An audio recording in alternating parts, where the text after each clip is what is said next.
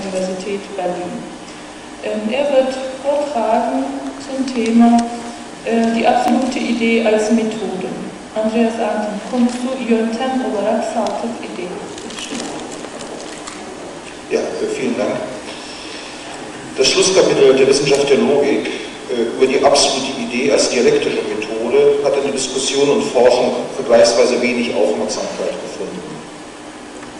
In dieser Hinsicht steht es im Schlusskapitel der Phänomenologie des Geistes über das absolute Wissen gleich. Dies liegt wohl nicht nur daran, dass die Rede von einem Absoluten heute zumeist befremdlich wirkt, aus welchen Gründen auch immer, sondern auch daran, dass hochgespannte Erwartungen nicht erfüllt werden. Beide Kapitel verweisen uns zurück an mehrere hundert Seiten Text, die wir gerade eben mühsam durchgearbeitet haben.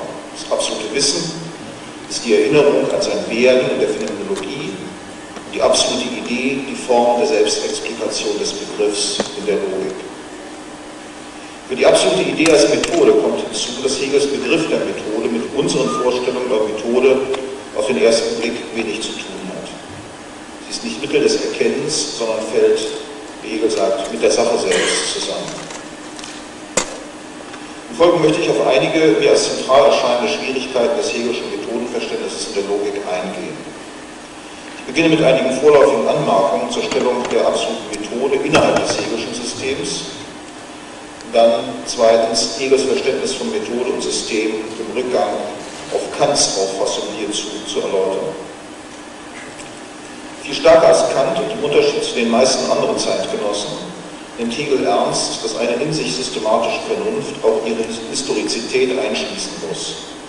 Hierauf geht er im dritten Teil meines Vortrags ein, möchte dann schließlich im vierten letzten Teil kurz fragen, ob und wie Hegels Verständnis von Methode sich noch aufrechterhalten lässt. Zum ersten Teil. Das dritte Kapitel des dritten Abschnitts der Hegelschen Begriffslogik trägt die Überschrift Die absolute Idee. Das war nicht immer so.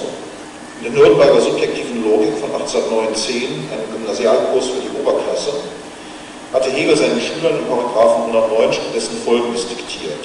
Zitat: Das absolute Wissen ist der Begriff, der sich selbst zum Gegenstand und Inhalt hat, somit seine eigene Realität ist oder die Wirklichkeit als an und für sich identisch mit dem Begriff erkennt. Es ist somit das Wissen der realen Idee. Der Sache nach macht es freilich keinen Unterschied, ob das absolute Wissen als Wissen der realen Idee oder die Idee als absolute bestimmt wird. Liegt die Absolutheit doch in jedem Falle darin, dass der Begriff sich selbst zum Inhalt hat. Die Formulierung im Diktat macht jedoch deutlich, dass Hegel eine Brücke zum Schlusskapitel der Phänomenologie des Geistes herstellen wollte, den Begriff des Wissens. Tatsächlich ist jedoch, was auch die Veränderung der Formulierung veranlasst haben mag, die damit hergestellte Beziehung zum Teil irreführend.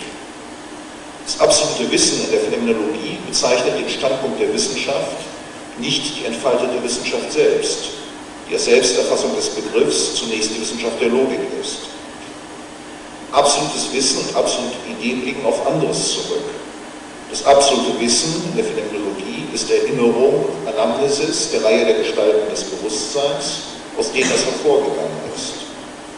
Die absolute Idee ist Resultat der Selbsterfassung des Begriffs, der sich, nachdem er seinen Inhalt entwickelt hat, als Methode selbst durchsichtig wird. Das absolute Wissen ist demnach im Verhältnis zur absoluten Idee die Unmittelbarkeit des Anfangs der Logik, die Hegel jedoch, wie bekannt, nicht mehr an das Resultat der Phänomenologie anschließt, sondern voraussetzungslos beginnen lässt, durch einen Entschluss reindenken zu wollen.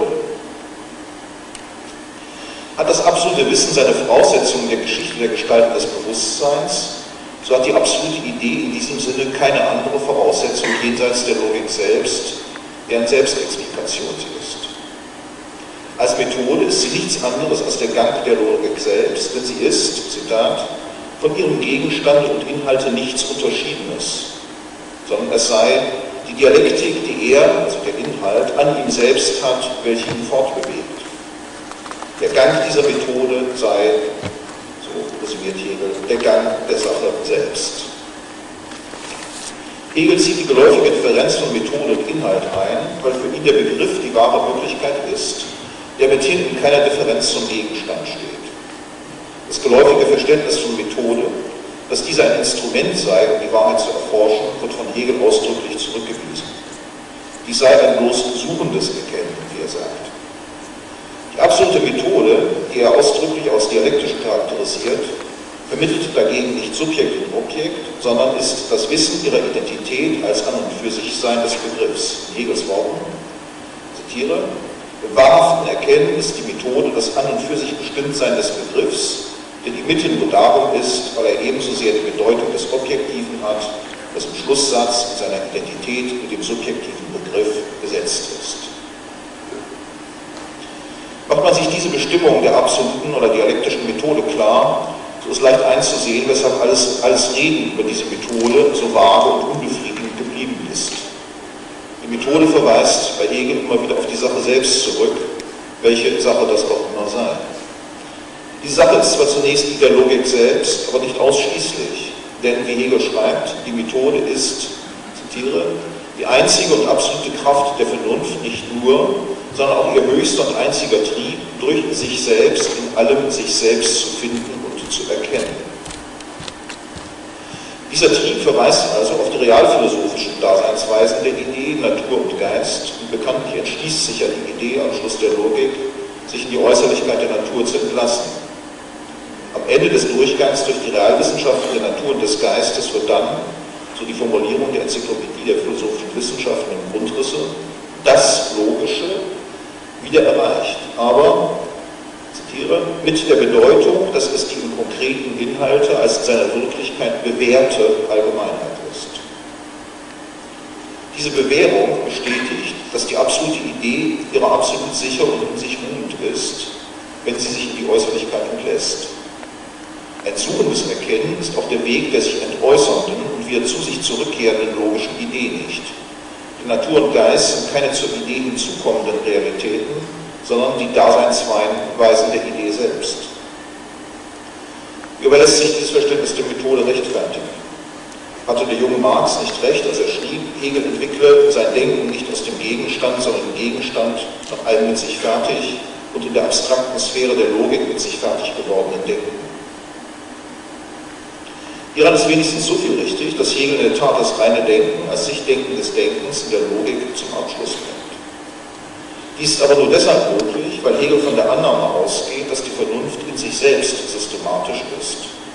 Eine Annahme, die er mit Kant teilt und die auch zur Konsequenz hat, dass sich, wie es im Schlusskapitel der Wissenschaft der Logik heißt, die Methode selbst zu einem System erweitert.